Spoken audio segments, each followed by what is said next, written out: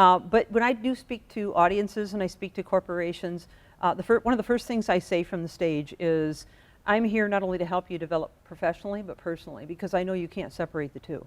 Right. If we're floundering at home and we're struggling in our self-sabotage mode and also in our relationships, we're going to bring that with us to work and vice versa, and it's going to affect us all the way around. So for people to understand, and for leaders especially to understand, that they've got to work on helping the individual become the best version of them. And that's when the win happens, because one of my models that I use all the time and on my emails, signature, as well as in person with people, right, is it's always about the people. It's always about the people. Absolutely.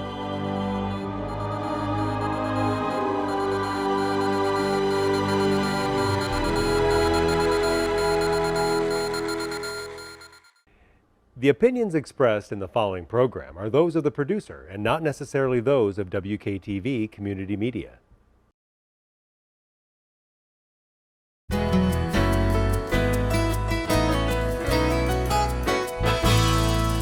Hello, West Michigan. This is Grand Tap Media Business TV. My name is Pamela Keim, your host. The spirit of the show is to introduce West Michigan to all the businesses, nonprofits, individuals that can help us thrive in our lives. We have a great guest for you today. I have been off for a few months, and so I am back at the studio at WKTV that is located in the city of Wyoming.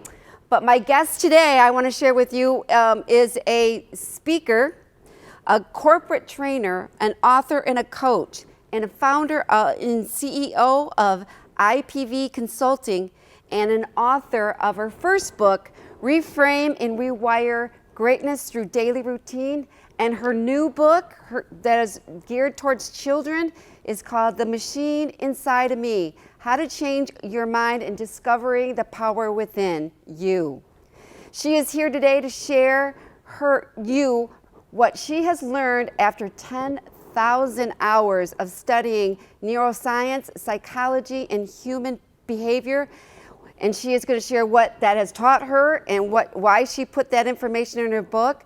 But I want to share here today with Michelle Steffes, who is going to help you if you are thinking of wanting something different in the future, how it can change your business, maybe your goals, and especially your relations in everyday life. So welcome to the show, Michelle. Thank you so much, Pamela. It's a joy to be with you. All right, so Michelle Steffes, you know, I'm going to say right off the bat, we've been friends for a long time. Mm-hmm, yes. And I will tell you that I was excited about your book, Towards Children, because I read your first book, and I also did training with you. So I want to talk about who you are and how did you get into this, and did something like trigger in you or something like that? But please share, who is Michelle Steffes? Well, thank you. And I, again, appreciate you having me on the show. I also appreciate the opportunity to work with you. Mm-hmm. So my journey started about 3 decades ago as I began to, get into the field of leadership at a very young age. I was in my 20s. And over those next couple of decades, I had built 5 businesses from ground up. Some of it I worked alongside of other people to build the business. So I wasn't always alone in it. But I had learned a lot about working with people and pulling out the best of people. And so about a decade ago, a little over a decade ago, I took a 30,000-foot view of my life. And I said, what is it that I really love doing? What is it that I'm really passionate about and I feel like I'm good at from all of the experience I've had over the years? And it is empowering people, it's equipping people, it's helping people win at life and become the best version of themselves. And so building leaders was also a big part of that. So IPV Consulting was born. That stands for Integrity, People, and Vision, which I believe are the 3 most important components in the success of any business endeavor or even personal endeavor. Well, I've known you for years, and I will have to say, before you got into becoming an author, and especially I really want to talk about your children's book, but about how I went to you, I saw you at a chamber event, and you shared your, how to become a better performer, a better leader, and I was looking for that. I was trying to overcome what we all kind of have fears of. Like mine was public speaking, mm-hmm. and I was scared of moving to the next level in the career that I was in. So then I was actually we connected, and I did your 5 for 5 performance, mm-hmm. which is what you started with, correct? Before that was you one went of the into first programs. Yes. And it changed my life. As you can see, I'm here today. I don't think I could be here today without you as I was going through that. Okay, share with us a little bit. I love the idea of sharing the 10,000 hours. And that is so important when people are like, what makes you an expert? Because today, everybody's selling this mind performance or, mindset, as we hear. Share a little bit about the 10,000 hours. What did that entail on how you became such an expert? And I do believe you're an expert on this by now after reading your books or whatever. So share a little story about how that came about. Well, first I'd like to kind of, I guess, measure that against what people would consider expertise deriving from. Right. I mean, when you think about school or college or taking courses online or whatever it might be, we have to study hard, right? We have to put in the reading, the study, the workbooks, the exams. We have to make sure that we fully understand the topic that we're studying if we're going to be an expert. And of course, by paying a certain amount of money and taking these courses and investing in ourselves, which we are our best investment, we can expect to get some kind of a college degree or something of that nature. Well, you yourself are your best investment whether you go to college or not. Okay. Right. Now, I'm not saying that that becoming an expert through self-study is better than a degree. I would never say that. However, it's important to realize that no matter what you're trying to become in life, whether you're maybe trying to be better at marriage, better at parenting, better at resilience, better at leadership, you can study, and you can study hard. So I took the initiative to speak to a lot of experts, to spend a lot of time with experts in the field, to be connected to right sources. I did do some courses as well as I got certifications as well through credible colleges and so forth. Right. And I took the time and initiative to really be a learner. But I wasn't just a learner, say, an hour a day. I was a learner constantly. So I was learning, listening to audiobooks and working on myself from the moment I got up till I put my head on the pillow at night. I was very serious about it. And I did it for the full course of that 10 years. So I'm constantly a learner, and I really believe that anybody can do that and be that if they really want to take the time to do it. Well, I know that you have moved into the corporate world, and you are now training corporations how to build leaders within themselves. But you must look at the audience when you're doing these corporate presentations and trainings and everything you do. You know it comes down to the individual, right? It does. And the CEO and stuff doesn't look. I mean, he could lead, but he has no idea. If I was sitting there, what Pamela Keim is going through, what Pamela Keim is thinking, and that self-talk. And when you're looking out at your audience, I mean, what are you trying to? I guess what is the goal? That you get out there and you're just like, okay, I know I'm dealing with the individual. Basically, you are. Yes. Because corporations are made up of individuals. And I always tell people, you just need one person to come into your organization with those kind of skills, and you can tap into them. Absolutely. And it could take your company, your goals to a whole new level. What is it when now that you're at corporate, because you did individual with me, but so how do you reach the individual? Because this is what basically this book is all about, is reaching the person, and it's your daily routines. Absolutely. So share a little bit. I want to know how you're doing this in the corporate world today. Well, first of all, that book is in many companies. They've ordered it by the case. So Right. obviously it's making an impact. Right. But when I do speak to audiences and I speak to corporations, one of the first things I say from the stage is, I'm here not only to help you develop professionally, but personally, because I know you can't separate the two. Right. If we're floundering at home and we're struggling in our self-sabotage mode and also in our relationships, we're going to bring that with us to work and vice versa, and it's going to affect us all the way around. So for people to understand, and for leaders especially to understand, that they've got to work on helping the individual become the best version of them.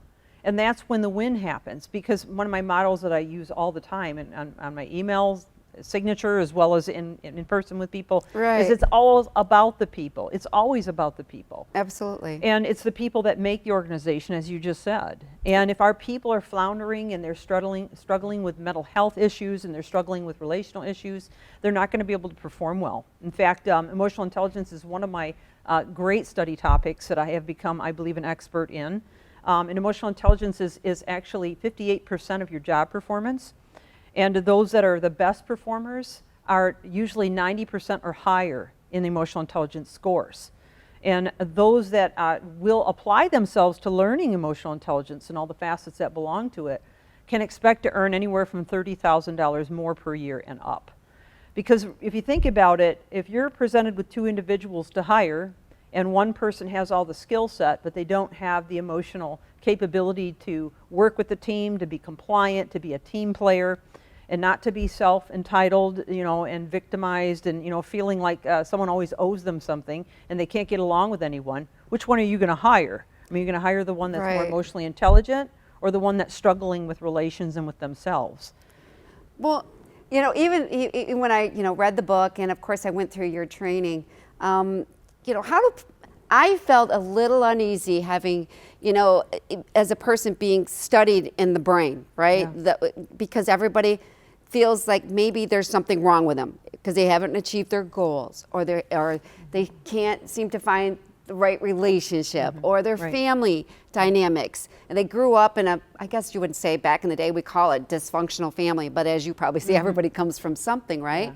But I was really scared of having you, analyze my self-taught and what I thought I was good at. And I do remember when I was doing the 5 for 5 performance, one of my tasks was that I had to write down what I thought I was good at, and I had it.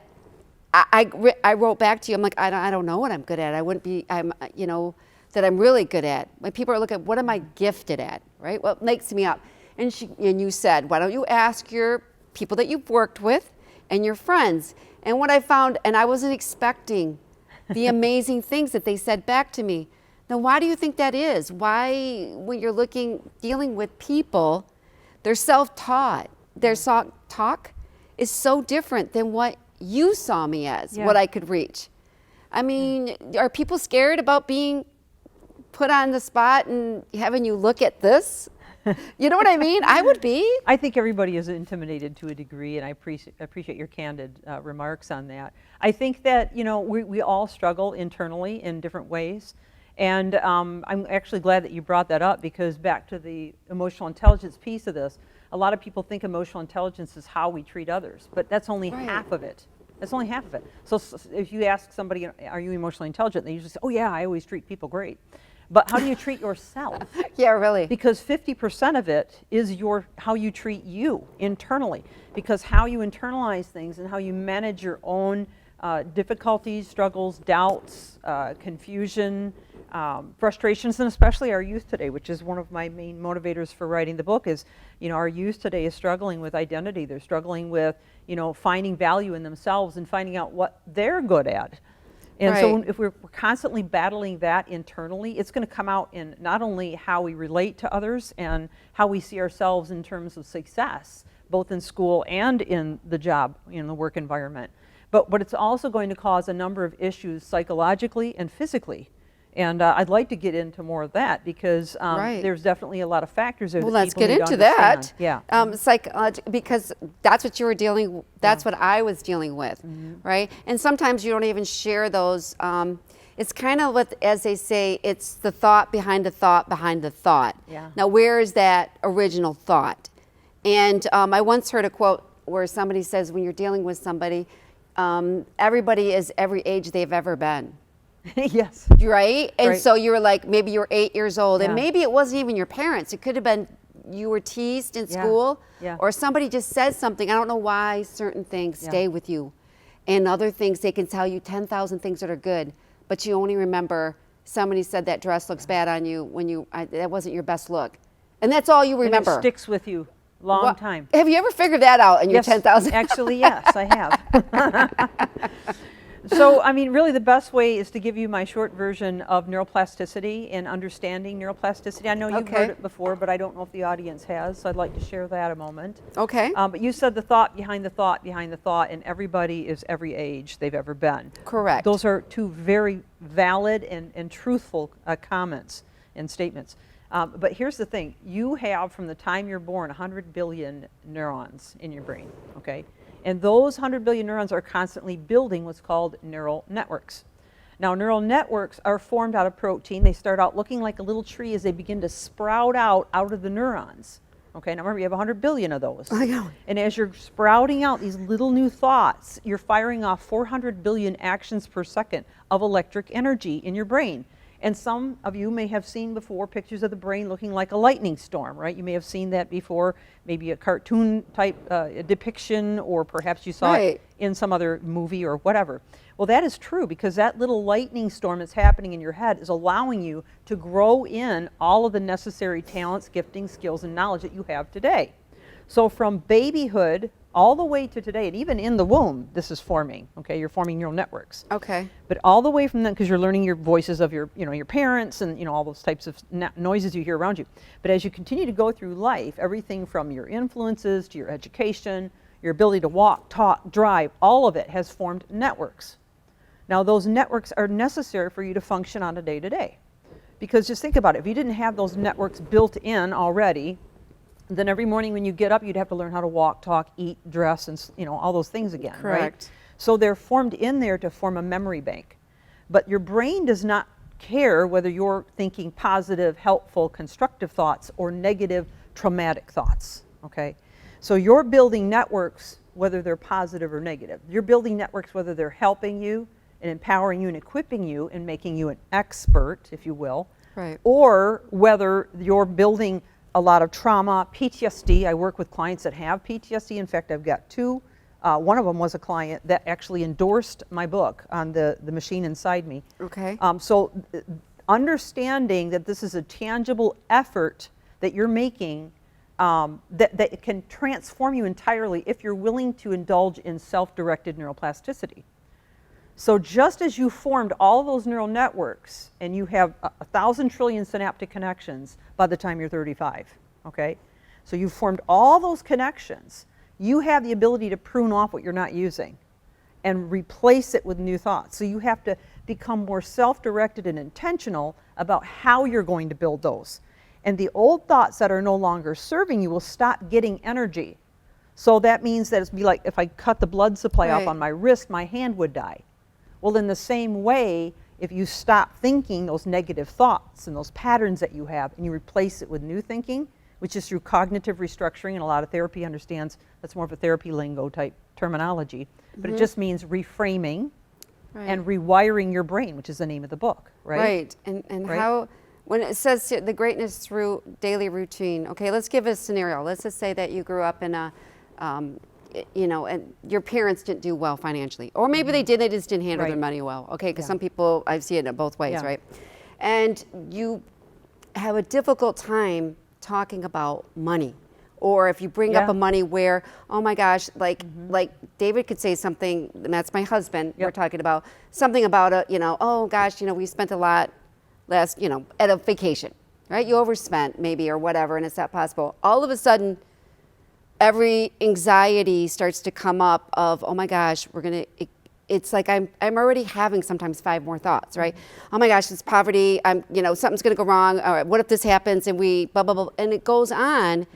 And when it's a comfort zone, sometimes it's like I know how to do not having enough. I know how to do arguing about money over frivolous instead of the solution. Okay, well, we're just gonna have to keep it in check. We're gonna be back on our, that off our budget. We'll get back on it, whatever. But what do you do there? I mean, because you can feel it coming. You can get anxiety, that motion. I want to talk about money. I'm a bad person. I'm going to be poverty, and you're way off the ledge. Exactly. And that's exactly how it happens, Pamela. Very well illustrated. Okay. And that's true with anything that's been either a part of our culture or a part of our thinking process because of our culture that we've adapted into our neural networks that we built in, whether they're right or wrong, good or bad, they're built in there, right? So when you say comfort zone, what we're doing then is relying on old neural networks that are not necessarily serving us well. So to create new neural networks requires a little bit of suffering. Just like when you first got behind the wheel of a car, it felt very nerve-wracking. Well, for some people, maybe not, but most people, okay? So you're behind the wheel of the car and you're like, training, I remember. 10 and 3 and hit the brake, and back in the day when there was a clutch, hit the clutch, and stop way back from the light, and make sure my mirrors are adjusted, and and you're trying to grow all these neural networks. Now you can drive somewhere and you don't even remember if you stopped at the stop sign because it's all built, it's in your subconscious. Okay, back to that what you said, thought tied to a thought tied to a thought. It's already embedded in there. It's what helps you function without even really thinking about it. So the idea to get rid of the financial mindset that is plaguing you Right. and having thoughts that are hurting you and keeping you from moving forward or making you stuck is to create a scenario of listening or growing or reading or studying on how prosperity is actually helping you to be a blessing to other people, that it is helping you to have more freedom, that it's helping you to become a giver in some way, shape, or form. And as you continue to study that and learn that and grow in it, just like studying in school, Right. now you see things differently, and the old pathways that weren't serving you literally denature. Just like I mentioned, like cutting the blood supply Right. off on my wrist. And so a good example for me would be algebra. That ship sailed over 30 years ago, okay? I couldn't do an algebra problem now, but it meant to save my life. No, I right? couldn't either. I don't So even know. where to use begin. it or lose it. And that's true with everything that we learn and want to grow or expand in. So we can literally rewire our brains by what we fill our minds and hearts with on a day-to-day. And that's when the routine comes into play. Right. And the self-talk, as we talked about. Okay, so talk a little bit about, I want to really stress on this book, because this is your first book, and those 10,000 hours that you learned about. What would, if somebody picked this up, let's say you're a corporation, right, and you know it's comes down to the individual, and you can bring them leadership, and you can bring them speakers like you, but you know that there's going to have to be material that they're going to have to work through, and most people don't even know why people act the way they do, where that comes from. Why are you overreacting, as we say? Why are you bursting at your co-workers, or why is it if somebody pushes back at you, like maybe if we did it this way, it's a rejection of you. I mean, we all have done that, right? Oh, for sure. And anyways, okay. So in this book, I mean, if I was a CEO, similar to what my husband David was, I mean, what could the individual get from this? We talked about it a little bit, but how does it start? You just give me a little bit of a step here. The book starts you right out with one day at a time. So in other words, you don't want to swallow the elephant whole. Right. It's the little things you do every day that make the biggest difference. And that's what I say at the beginning of every podcast. I've got a Reframe, Rewire podcast in 113 countries. But I always start it out that way because I want people to understand it's not that you're going to see the perfect you in a day or a month or even a year. Yeah. It's being committed to the process of getting there by changing the small habits you have every day. So for a company or a corporation, in answer to your question, especially if you have a lot of leaders on your team, to begin to help them to see themselves through different eyes and set up a routine, meaning from the second they open their eyes till they close them at night, Correct. of filling their heart and mind with right thoughts about what a leader is, about what they want to accomplish, about who they want to become, and have the right materials in front of them. Now let me give you just the opposite version of that, just so this makes it more clear to people. Okay, so if you're getting up right now in the morning and you are at the last second getting out of bed, you're flying out of bed, you're in a hurry, you're rushing the kids through their routine, you're flying out the door a stressed up mess, you're in traffic, and now you're stressed in traffic, it's causing you a number of issues, which we haven't even gotten to that part yet, about what stress does to your brain and to your ability to function at high levels. And you get to work, how well is your performance going to be? How well are you going to get along with your team? How good a leader are you going to be? How good are your decisions going to be? And you're going to end up leaning on all the old neural networks that you already had, in the old Henry Ford phrase, if you always do what you've always done, Right. you'll always get what you've always got. So you need to begin to build and construct a new way of thinking, perceiving, and functioning on a day-to-day from the second you open your eyes to you close them at night. Oh my gosh. Let's move into it real quickly. We want to wrap this up because I really want to talk about your new book, Towards Children, because I think if you do catch this early, it helps people cope. Okay, stress. And when you're under a stressful situation, you look for danger. Does that make sense? You're not looking, you don't have a lot of hope in that situation. Right. What you're doing is you're looking for any kind of danger, and I don't know why our bodies set us. I know what stress means, but why is it that you can go off into a tangent and all you do is see? Yeah, That's dangerous. I shouldn't do that. You know, that person's not on my side. I was opted out of the email. I wasn't in that meeting. Do you understand what I'm saying? Oh, absolutely. You know, exactly and what you're talking about. Well, give us a little bit of tip on how to deal with stress when you feel like Yeah. you're not in a good place. It could be that you're even having marriage problems or children problems, and you come into this at work and all of a sudden that becomes a problem. Yes. Does that make it sense? Yeah, absolutely it does. So first of all, stress is fear, okay? And fear is the root of anything that you would be stressed about, okay? So whether it's money problems, sickness, illness, performance, whatever it might be, it's always rooted in fear. So fear kicks off a survival mechanism, which would explain why what you just said is a fact, that we're always looking for the worst, because our bodies immediately, our minds shift into surviving. Okay, what's wrong? Where's the problem? What do I need to, So we immediately go into that mode, but the problem is we release a lot of neurochemistry. And I want to talk a little bit about that right now, and I know we're going to talk more about the next time because the kids are going to learn about this in a really super fun way. Okay. Okay, I've got little characters and everything involved in that book. Okay. But you have 60 neurochemicals in your body, and they're released at the neurosynaptic level. So we mentioned you have 1,000 trillion synaptic connections in your brain. You have 60 neurochemicals. Every time you have a thought or an action, there's little receptor sites and little tubes that actually fire off and release these neurochemicals.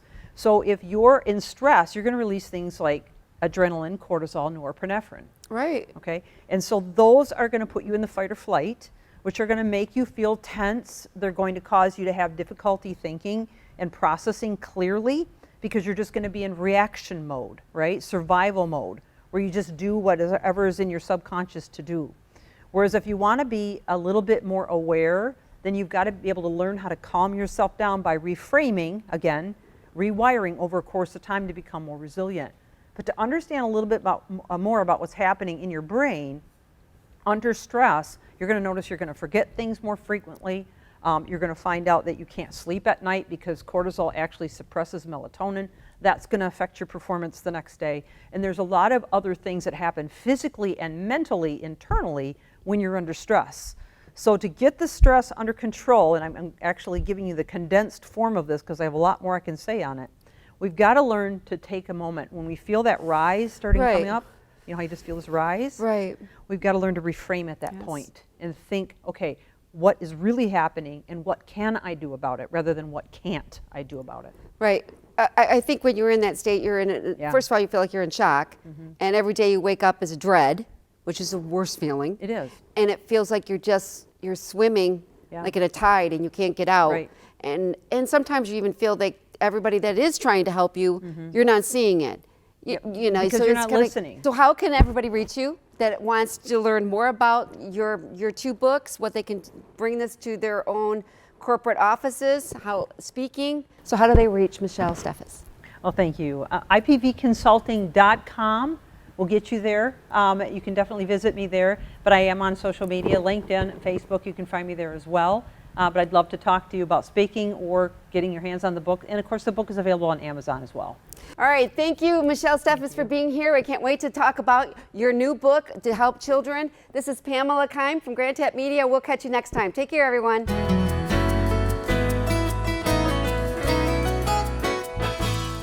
The opinions expressed in the preceding program are those of the producer and not necessarily those of WKTV Community Media.